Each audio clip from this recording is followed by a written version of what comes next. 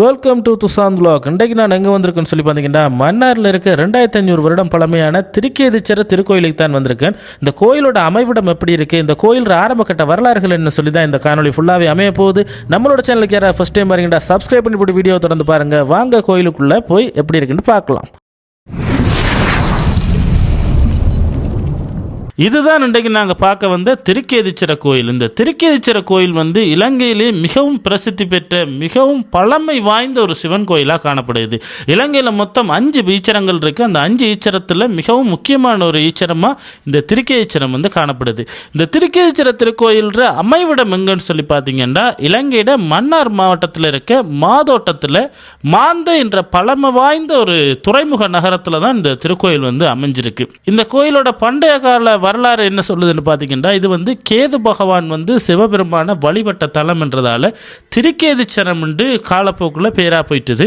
இந்த கோயில் கிட்டத்தட்ட 2500 ஆண்டுகளுக்கு மேலான வரலாற்றை கொண்டு சொல்லி ஐதீகங்களும் புராதன கதைகளும் கூறி நிற்குது.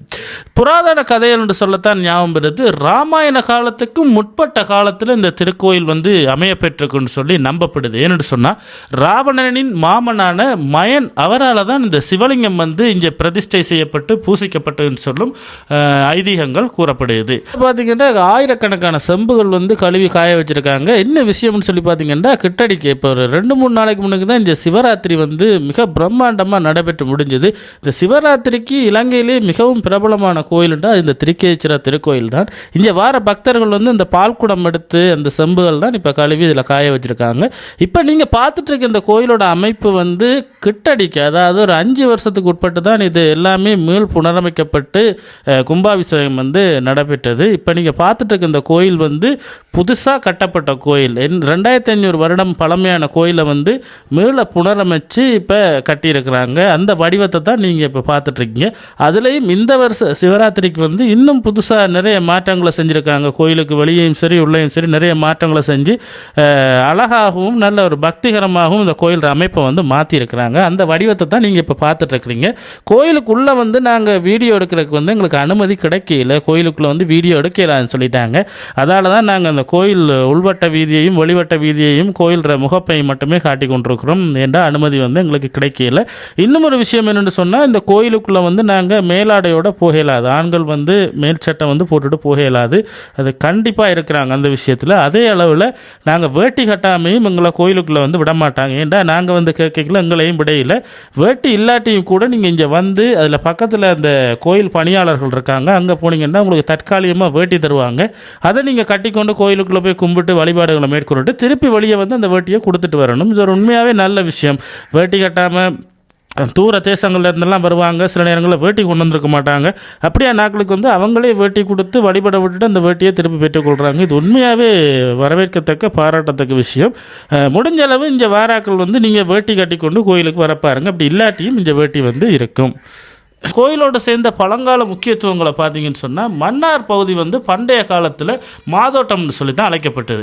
இது பண்டைய கால இலங்கையோட முக்கியமான ஒரு வர்த்தக துறைமுக மையமாக இந்த இடம் காணப்பட்டது. அந்த காலத்தில் இந்த கோயில் கட்டப்பட்டு பூசிக்கப்பட்டதாகவும் கூறப்படுது. அது மட்டும் இல்லாமல் சைவ சமய நாயன்மார்களான திருஞான சம்பந்தர், சுந்தரமூர்த்தி நாயனார் ஆகியோர் இந்த கோயிலை நோக்கி பாடல் பாடியிருக்கிறாங்க. அதாவது பாடல் பெற்ற திருத்தலம் என்று சொல்லி இந்த கோயிலுக்குன்னு சொல்லி ஒரு புகழ் இருக்கு.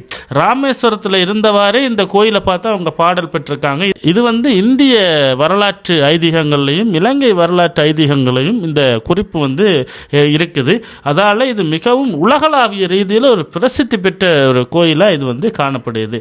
பண்டைய காலத்தில் தென்னிந்திய பல்லவர்கள், பாண்டியர்கள், சோழர்கள் கலாச்சார தொடர்புகள் அதிகமாக இருந்த முக்கிய சைவ திருத்தலமாக இந்த கோயில் காணப்படுது. சோழர்களாலையும் வழிபட்ட கோயில் என்று சொல்லி இதுக்கு இந்த திருக்கேதீச்சர திருக்கோயிலுக்குன்னு சொல்லி ஒரு தனி புகழே இருக்கு. இந்த திருக்கேதீச்சரத்தோட இன்னொரு சிறப்பு என்னன்னு சொல்லி பார்த்தீங்கன்னா, சிவராத்திரி தான். இலங்கையிலேயே சிவராத்திரிக்கு பேர் போன கோயில்னு சொன்னால் அது இந்த திருக்கேதீச்சர திருக்கோயில் தான். சிவராத்திரிக்கு கிட்டத்தட்ட 2-3 லட்சத்துக்கும் மேலான பக்தர்கள் இந்த கோயிலுக்கு வருவாங்க. அதுவும் இந்த 2026ஆம் ஆண்டு இந்த ஒரு கிழமைக்கு முன்னுக்கு நடந்த சிவராத்திரிக்கு 5 லட்சம் பேர் மட்டும் வந்திருக்காங்கன்னு சொல்லி எதிர்வு கூறியிருந்தாங்க. அவ்வளவு ஒரு பெருமளவான பக்தர் கூட்டம் இந்த திருக்கேதீச்சரத்தை நோக்கி வருடா வருடம் வாரது வளமை. சிவராத்திரி என்றாலே என்றாலே திருக்கேஸ்வரம் தான், திருக்கேஸ்வரம் என்றாலே சிவராத்திரி தான் என்ற ஒரு பேர் வந்து இந்த மன்னாரில் அமைஞ்சிருக்க இந்த திருக்கேதீச்சர திருக்கோயிலுக்கு இருக்குது.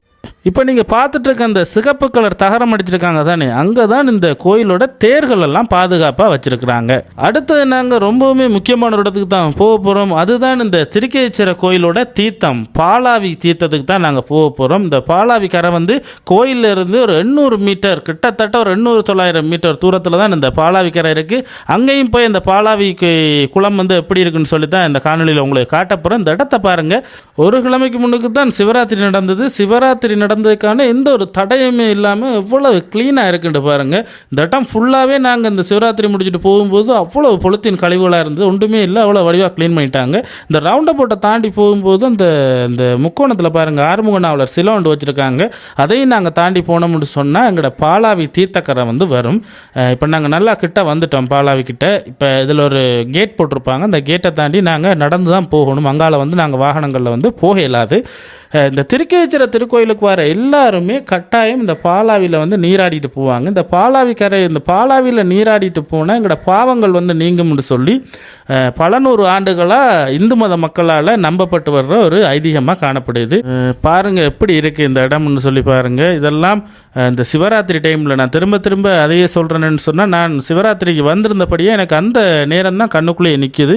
இந்த இடம் முழுக்க நடக்கக்கூடிய இயலாது, அவ்வளோ நெறிப்பட்டு கொண்டு தான் போகணும், அவ்வளவு சனம். அதுலேயும் பெருமளவான பக்தர்கள் வந்து இந்த பால் குடம் எடுத்துக்கொண்டு போய் இந்த கோயிலுக்குள்ளே இருக்க இந்த சிவலிங்க பெருமானுக்கு ஊற்றி வணங்குறவங்க அப்படி நிற்க இல்லாத சனங்கள், தள்ளு முள்ளுகள், அவ்வளவு பிரச்சனை நடந்தது இந்த சிவராத்திரி டைமில்.